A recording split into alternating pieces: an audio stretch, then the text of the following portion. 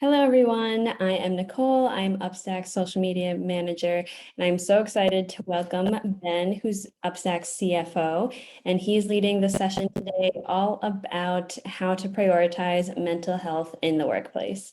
And this is a very important topic, especially in today's workplace environment where it could definitely be a lot of pressure and a lot of people trying to balance prioritizing their mental health with their physical health. So we're really excited on this topic, and I'm very excited to introduce Ben today. Hi, Ben, how are you?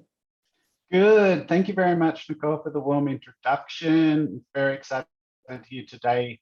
And hello to you all. Mental health is a really dear topic to my heart.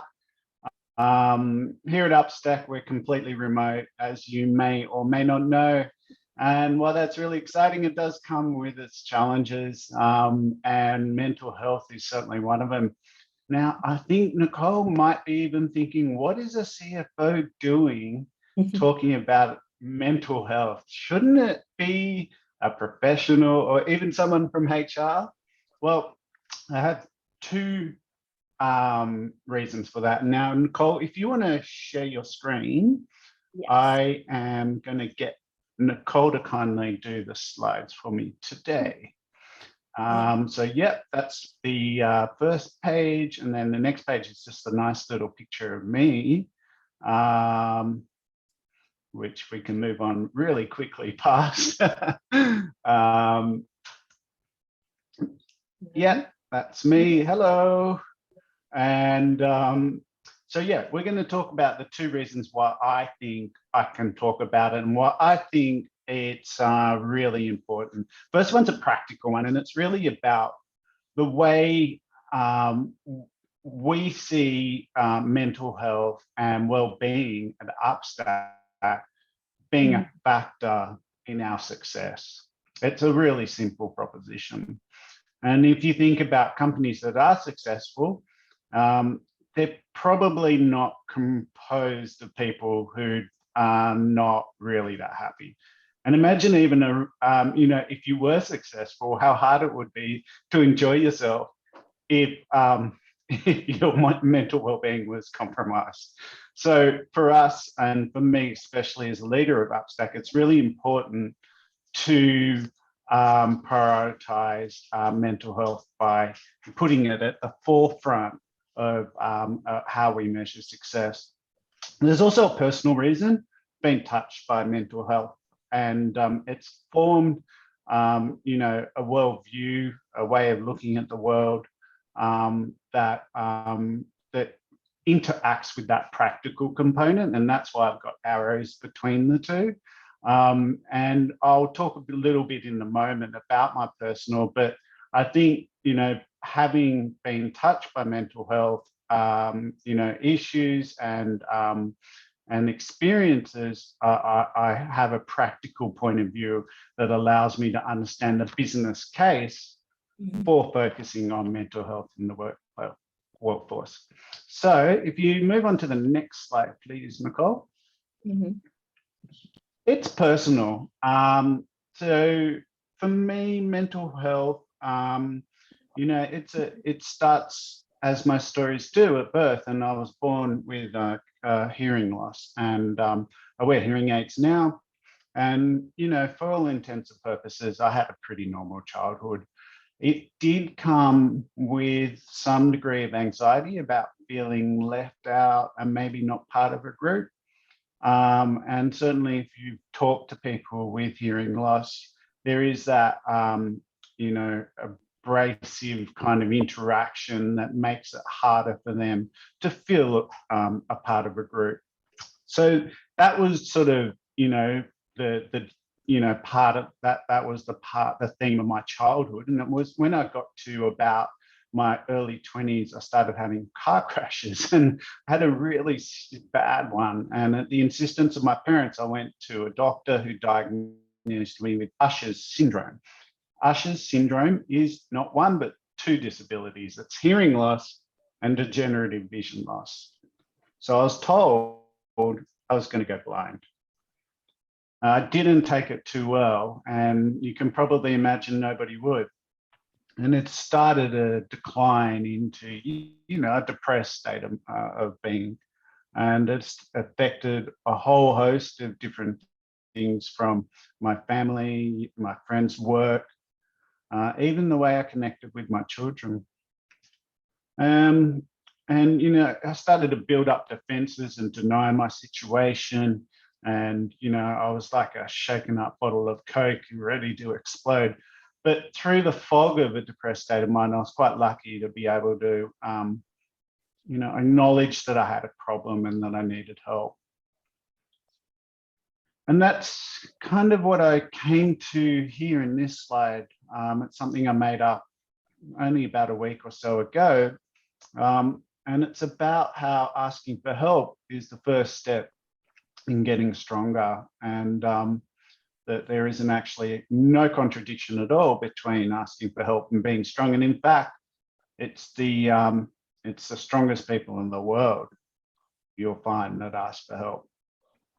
So that's the personal component of why I think mental health plays a strong role, not only in my life, but in my working life, and within UpStack it should be. And that's why I'm very vocal about mental health initiatives in the workplace. But there's also a workplace component. And if you move to the next slide, please, Nicole, I'll talk a little bit about these 4 kind of pillars at work that I think of when I think of what can we do to ensure that we have the right environment at work to deal with mental health. First one's really about having emotionally intelligent people. And that's just about understanding people and the motivations for their behavior. It's about being able to respond to people intelligently. A process of lifelong learning enables a growth in your emotional intelligence. Additionally, having a diverse workforce, one that has a broad range of perspectives driven from different cultural, ethnic, racial backgrounds, whatever it might be, enables the company to look at problems and provide solutions in a much different way. And there's certainly, for me, also a business case for diversity and inclusion, and where you are practicing inclusive workplace behaviours, you create this lovely environment of trust where people are open and honest about their personal situations, are honest and personal about their work situations. And it's through this environment of trust that people are able to bring their full self to work. And that means their good and their bad parts. And when they're bringing their bad parts to work, that includes, what it might be in the terms of mental health. But I do say to my managers, we're not mental health professionals. There is a limit to what we can do and how we can help. But there are some things we can do to help. And Nicole, if you kindly move to the next slide, I've got here 5 points, 5 things, 5 practical takeaways that I would like to share with you today about what you can do, whether personally or at the workplace, to help someone who you think might be struggling with a mental health issue. First one's really recognize it. And it's easier said than done. We all have, challenges in our life, whether they're financial, relationships. It might just be burnt out and stressed. Sometimes it's about just taking a walk in the park and feeding the ducks at the pond. But, it gets even more complex in the remote world as well, where, there's this asynchronous communication, and, it might be a person's just not performing or responding differently or communicating differently. So once you've recognized that, it's really important to acknowledge to the person that you understand there to be something different. And you can do that by actually saying to them, hey, Tim, I just noticed that you haven't been yourself lately. Is everything okay? Or, hey, Tim, something seems a bit different. You seem a bit, do you want to talk about it? And that, starts a dialogue. It starts a conversation where you can listen. Listening's the most important skill. You just don't judge. You just listen to what they say. But at all these points where you're interacting, it's really important to realize that you need to work towards encouraging action. And encouraging action is just really about asking them, things like, hey, have you thought about talking to someone about this? Or hey, have you thought about any solutions that might help you with this? Or even you might offer your own help. And hey, is there something I can do to help you with this workload? So it's really important that you do offer your help, that you do let them know that they're not alone and that you are there. And that it comes to the last point that I really want to say about checking in. Checking in is just signing, just ending that conversation with a promise to check in with them again, and definitely following up and doing that. So it might be a week, it might be 2 weeks later. You just go, hey, just wanting to check in with you and let you know I'm here to talk if you need and see how you're going. And if you just say, "Are you okay?" They're the three most powerful words that could probably change someone's life. So that's really what I wanted to say today. I've talked to you about the reasons I think mental health plays a role in the workplace. I've talked to you about my personal story and why and there's 4 sort of pillars that I like to use to encourage a better workplace. And here's some practical tips. But the last thing I really want to mention is just as the measurement of a country's success over time has morphed from financial sort of statistics into something more qualitative like well-being. At UpStack, it's really important to us to acknowledge that well-being is a measure of our success. It's really important to us to be happy and for all of us to be happy. And it's only when that's known and true that we are successful. So that's really it from me. I understand there might be a few questions, Nicole. Yes, thank you so much. That was such a great presentation. I did think of a few questions that came to mind when I was watching through it, so I hope that you can share some perspective. One of them was that I know you emphasized the need for employers to just like check in and listen to their employees, but sometimes employees might not feel like they have the right venue or the right moment or space to do that safely. So do you have any suggestions on like ways that employers can create those opportunities for employees to share their like concerns or issues that they might be having? It's a really good question. I think it comes probably back to those 4 pillars. Creating opportunities for people to talk about their situation is based on them feeling comfortable to bring their full self to work and trust others with the good and the bad. And then for those people who they're talking to be really, intelligent listeners and intelligent responders. So that's one way I think you can create opportunities for people to, bring the good, the bad, and the ugly to work. Yeah, excellent. And then another thing is, I know sometimes executives are so busy, the only time they really interact with their company all at once is in like meetings or especially company-wide meetings. Is there any instance where you think or an executive can highlight the importance of mental health in like a company-wide meeting or incorporate a practice or something as like part of the routine of a meeting that could be about checking in with people? Just like curious about your opinion.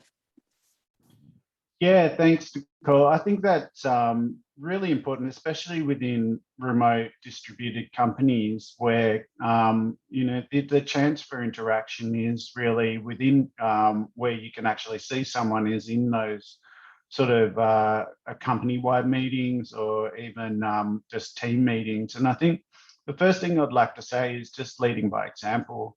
I try to do that myself and encourage people to take care of themselves at every end of the spectrum possible, whether it's from healthy eating, healthy lifestyle, to, you know, switching off from work, which I am very vocal about.